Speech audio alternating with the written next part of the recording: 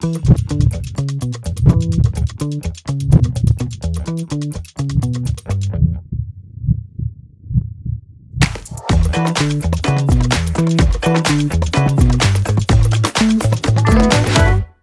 everyone. I would like to welcome you again to another edition of Heart to Heart Conversations.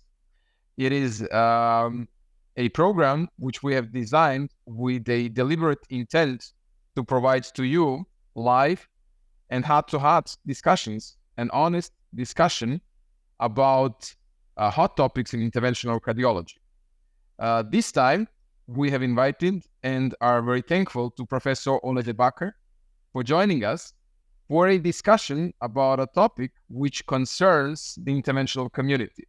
It's the bicuspid aortic disease. Welcome, Professor Ole de Bakker. Thank you for joining us. Thank you, Dejan. Thank you for the introduction. So the idea today was that we speak about TAVI in bicuspid aortic stenosis. But what is the angle that we are going to take with this subject? It's fairly an emerging subject and an emerging problem in patients who we treat with transcatheter aortic valve implantation. And we have decided to tackle this problem from two sides. Let us speak about the evidence.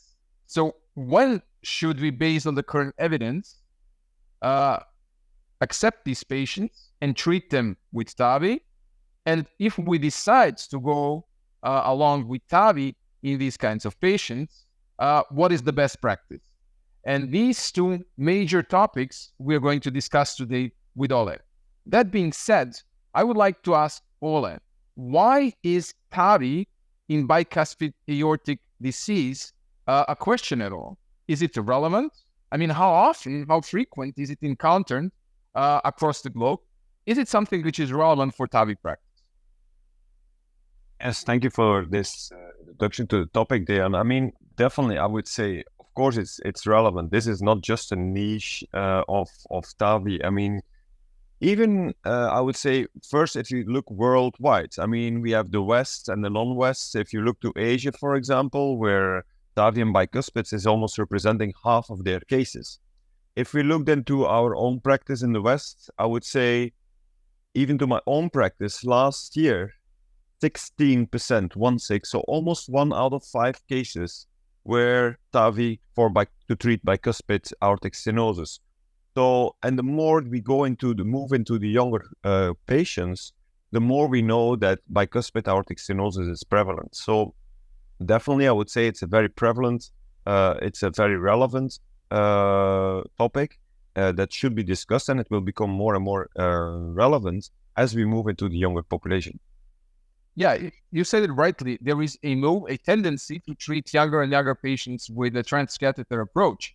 Now, the question is, what evidence do we have at present to base our decisions on? I mean, the low-risk trials, can you describe to us and to the audience what low-risk trials we have so far?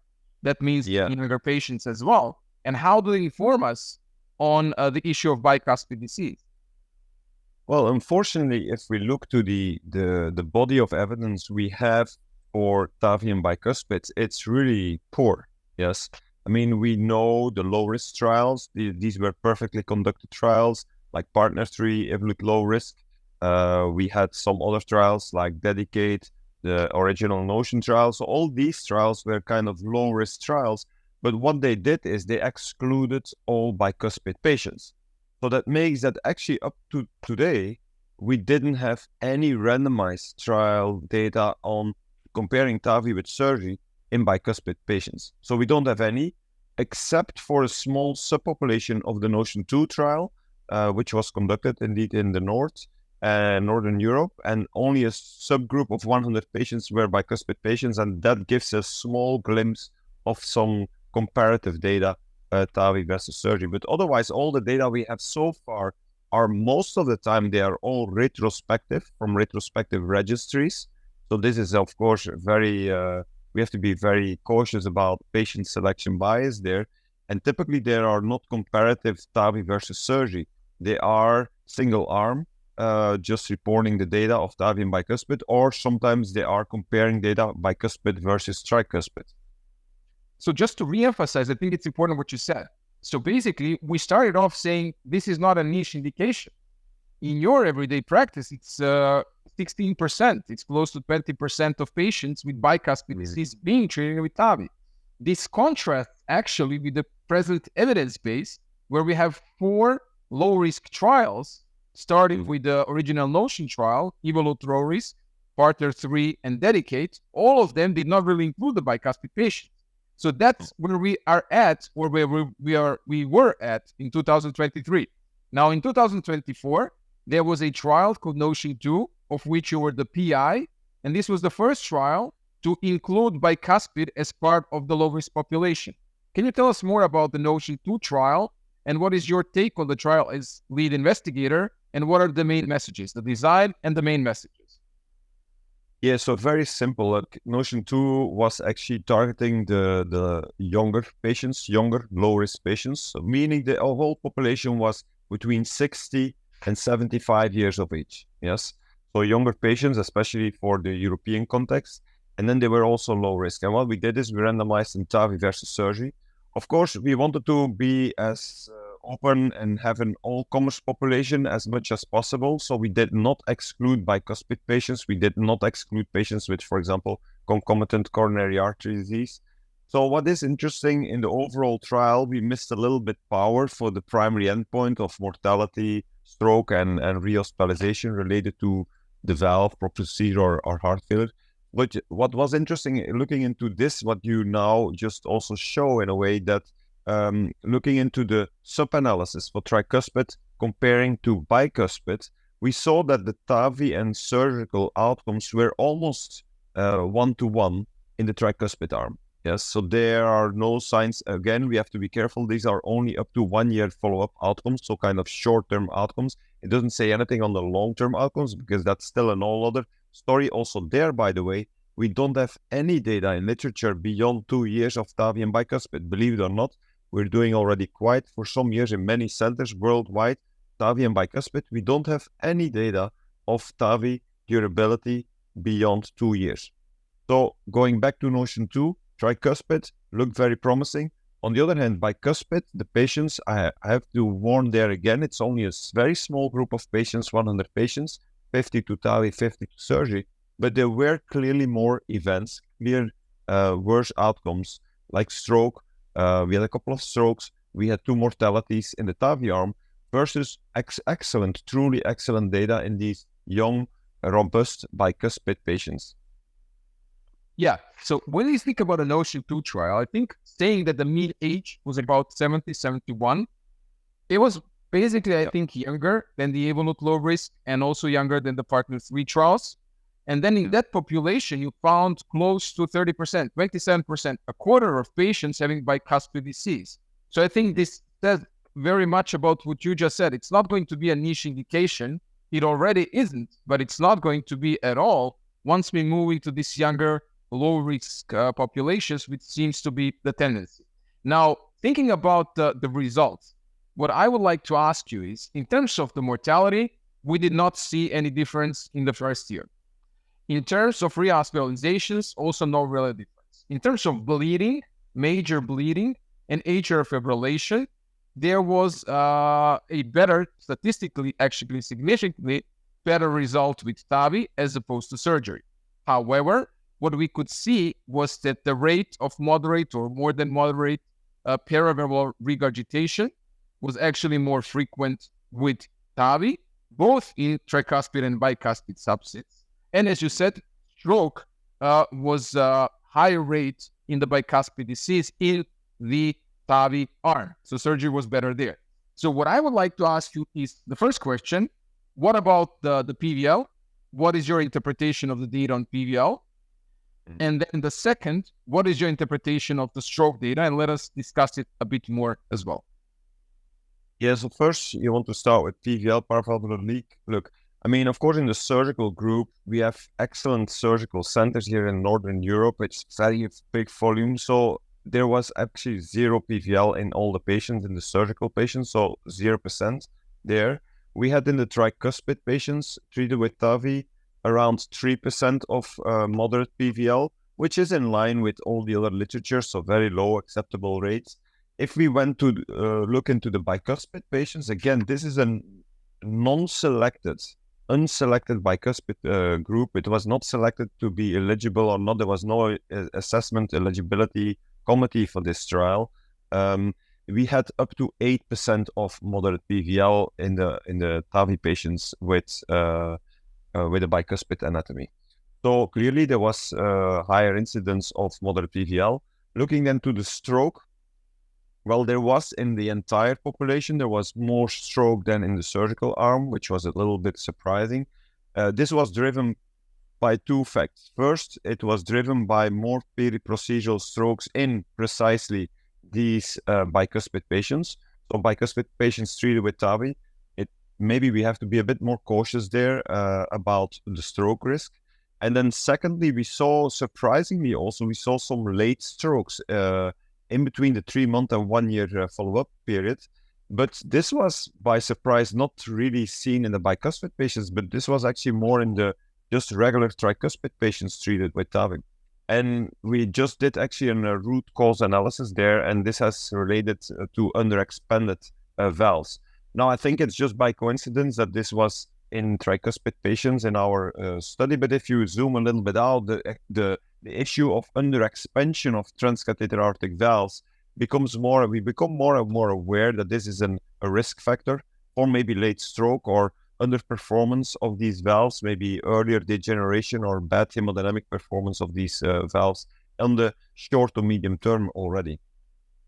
Okay, so if we zoom out, my interpretation of what you said is that the PVL rates and the strokes might be preventable, because if they're associated with how we proceed with the TAVI, if they're associated with how we actually do the procedural steps, then we can do something about it.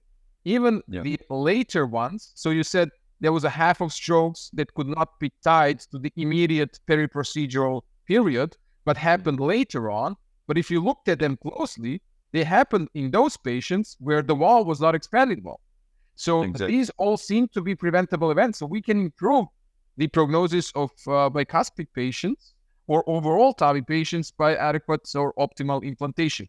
That being said, I just want to remind everybody, and we are being streamed live on YouTube, on Twitter, X today, Facebook, LinkedIn, and other networks. So please join us with your questions. You can ask questions from the PCR Online website in the most easy way. So please do that. We are happy to respond to them. My question to you, wrapping up this first part, bicuspid TAVI seems not to be a niche indication today based on what we see in everyday practice and what you said from your everyday practice. That being said, we do not have direct randomized trials in that very subset. The first data, which comes from a randomized trial, which is an OCEAN-2 trial, is also in effect not directly a randomization. It is a subpopulation of a randomized trial.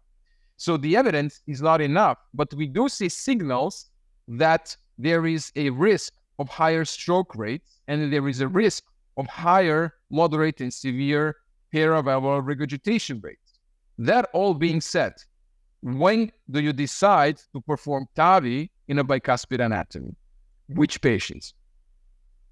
Yeah, which patients to accept for TAVI? Well, I think that's, of course, you have to make an assessment of your patient, and I think it's multifactorial.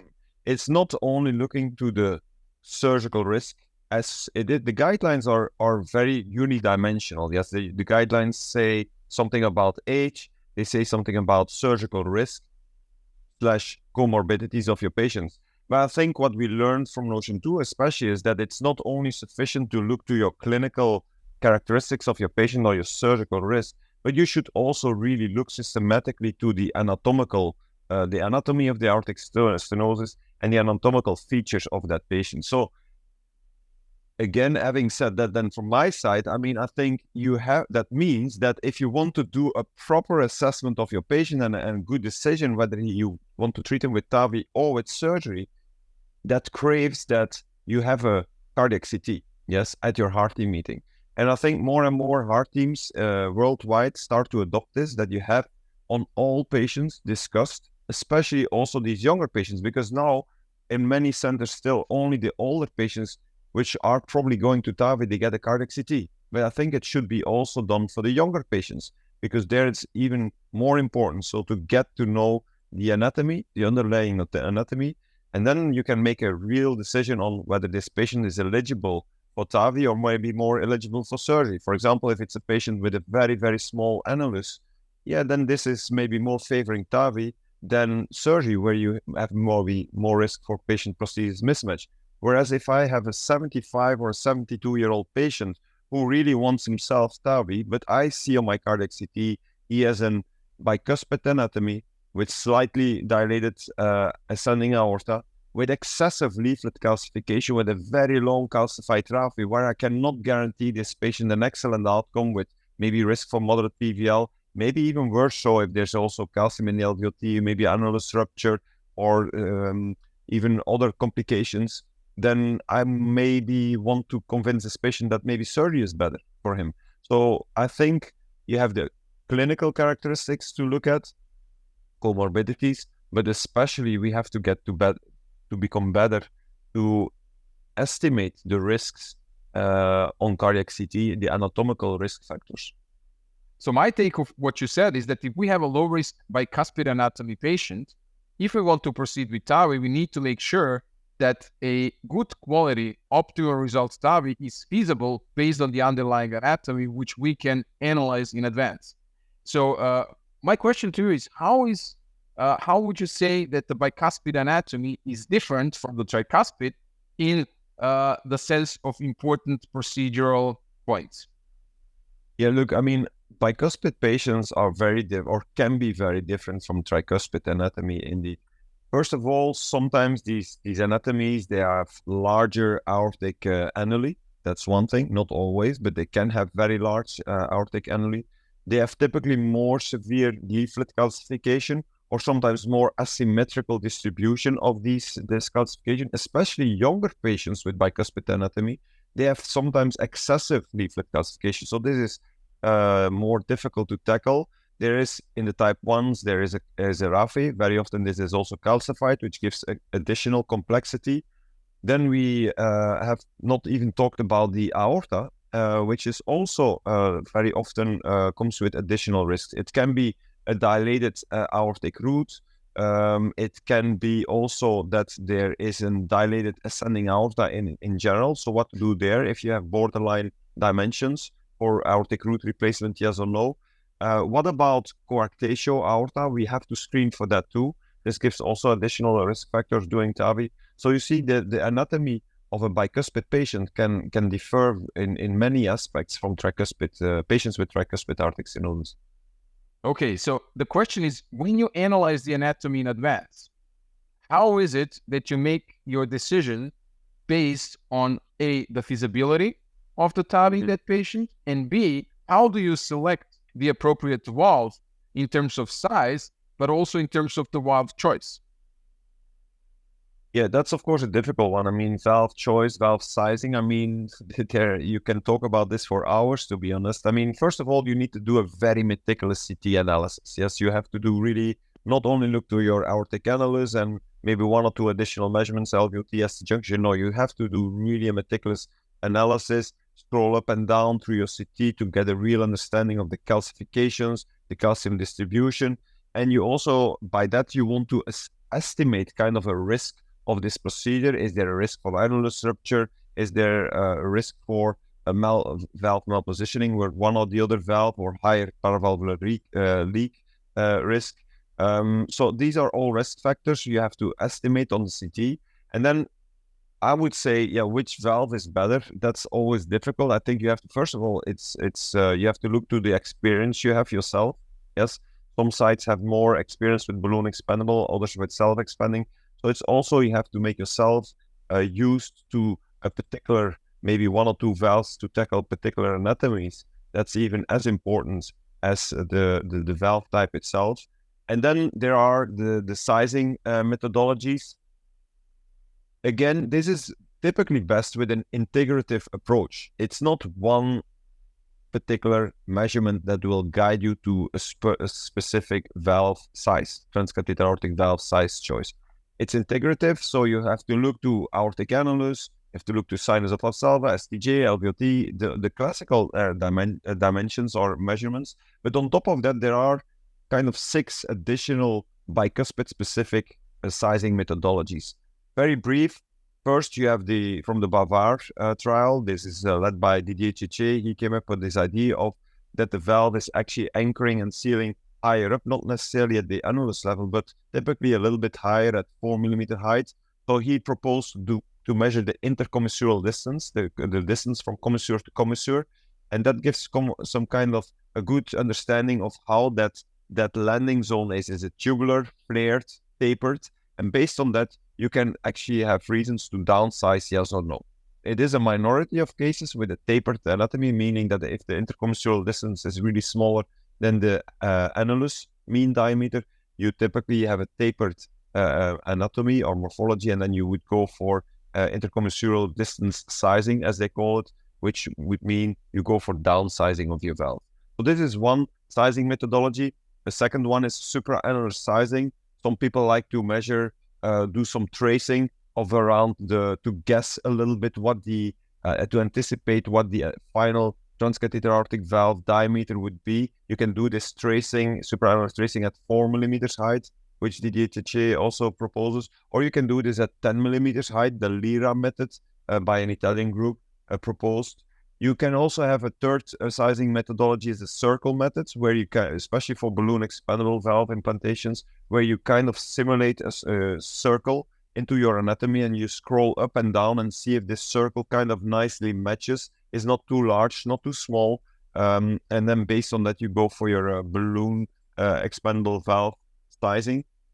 Another algorithm proposed by Sonia Petronio from Pisa in Italy, she proposed the Casper algorithm, which is already it adds on the annulus dimensions, plus looking at, is there a raphe, is there a calcified raphe, how much calcification is there. Then she corrects for the sizing and subtracts 0.5 millimeter or millimeter respectively. So these are all kind of measurements you can do yourself on the CT. And then besides this, there is a 5th and 6th sizing methodology. The 5th is sending your CT to a specialized software company who can make computational modeling models and simulations. We have like FEOPS and DASI doing this. And this is actually a field which is expanding and growing. And maybe this is the way to go in the future, where these simulations become really good and predictive models, where we can predict the risk of annulus rupture or the risk of moderate to severe paravalvular leak or the risk of pacemaker, then we could be guided as an operator up front in maybe it's better to go for this valve type or this valve size at this particular height or depth implantation. So this is some work in progress. And the last one, sizing methodology, is more the old-fashioned sizing methodology, but still sometimes relevant, I would say, is balloon sizing. Yes, even me or my colleague having experience in hundreds of bicuspid valves treating with TAVI, we sometimes still are a little bit in doubt. We are in a gray zone. And then the conclusion is still, well, let's do balloon sizing. And that means, of course, it's intraprocedural, where we inflate a balloon, we fast-pace inflate the balloon, give some contrast and see if it seals. So that's the I like that one, to be honest, Ole. That one sounds very simple to me. Out of the 6 that you mentioned, the balloon sizing one is the most, but the computational modeling. Yeah, that being said, the computational modeling is very appealing. If you could create a model for every single patient individually to describe their anatomy, that I think would really be a step forward into a patient-tailored medicine, a really individualized decision making. Yes, exactly. Well, the only drawback from the balloon sizing, if I have to say and name a balloon size, then it's intraprocedural. So you have to wait until you inflated your balloon and did your contrast injection before you can open up your valve and load it. So in the worst case scenario, a patient becomes hemodynamically unstable in these couple of minutes, but luckily that's rare. But there are some drawbacks from this approach, of course. Of course. Now, when we go and we will wrap up with that. Now, you've decided that you're going to perform TAVI in a bicuspid patient. Mm-hmm. You've seen the anatomy. You went through these algorithms. You picked your valve, and you are now faced with the procedure. What do you see as the crucial steps in the procedure to ensure that what we have seen in the registries and in the Notion 2 trial, and that is the risk of stroke, which may be associated with the valve under expansion as well, and the increased risk of PVL. How do you procedurally make sure that these two events do not occur in an individual patient? Yeah. Well, look, very simple. I would like to picture it as such. If I treat a bicuspid valve, a severely calcified bicuspid valve, in my practice with TAVI, I have the same mindset as you should have the same mindset as you would do a coronary PCI on a very calcified lesion. So what do you do if you have to do percutaneous coronary intervention or a very calcified coronary lesion? First of all, you're going to go predilate, yes. The same for TAVI in a severely calcified bicuspid. You will predilate. Secondly, you do your valve implant in a proper position. And thirdly, you will go for pulse dilatation. Yes, you will not leave this valve behind underexpanded. And I think this is a bit how I think about TAVI and bicuspid. So I need a proper good predil. I need to do a proper valve choice, type and size. And then it's up to me as an implanter to know how to implant these valves. Typically, it means in average that you implant relatively high these valves, both for balloon expandable and self-expanding valves. You implant these valves slightly higher, maybe 2 millimeters higher than in the tricuspid anatomy. That's shortcutted set. And then again, you have to screen for valve under expansion. And most of the time, the valve will be under expanded, to be honest, in a bicuspid anatomy. Yes.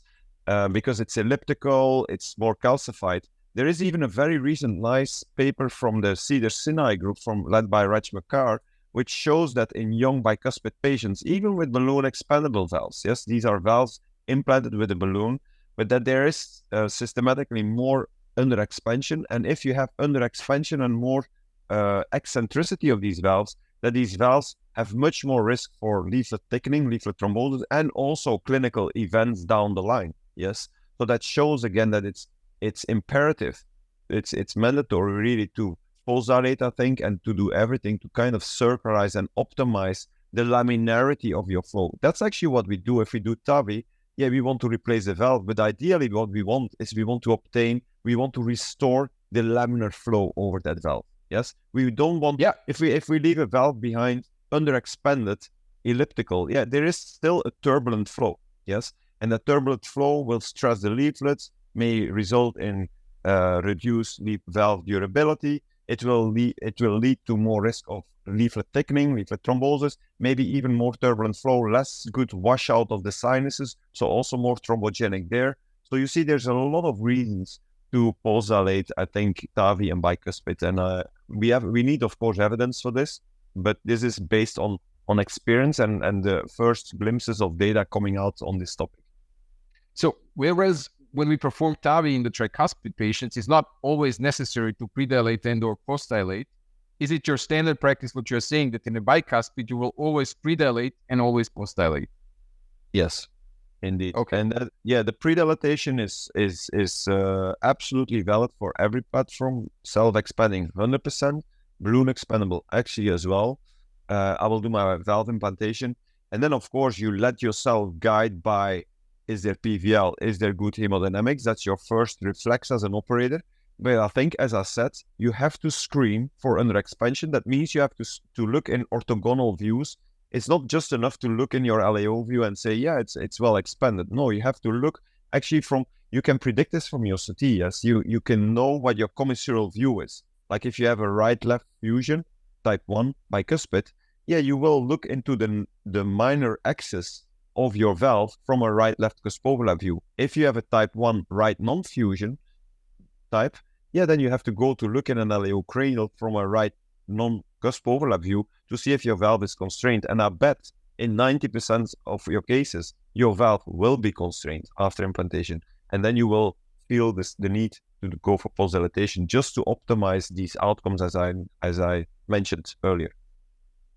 Thank you for this. This is very useful. As we're coming to an end, one last question regarding the procedure. We've seen that the stroke is an issue. Is embolic protection a must for bicuspid? Is it something which you perform routinely for bicuspid disease? But look, there we don't have data, unfortunately. Yes, we don't have the evidence to back us up on this.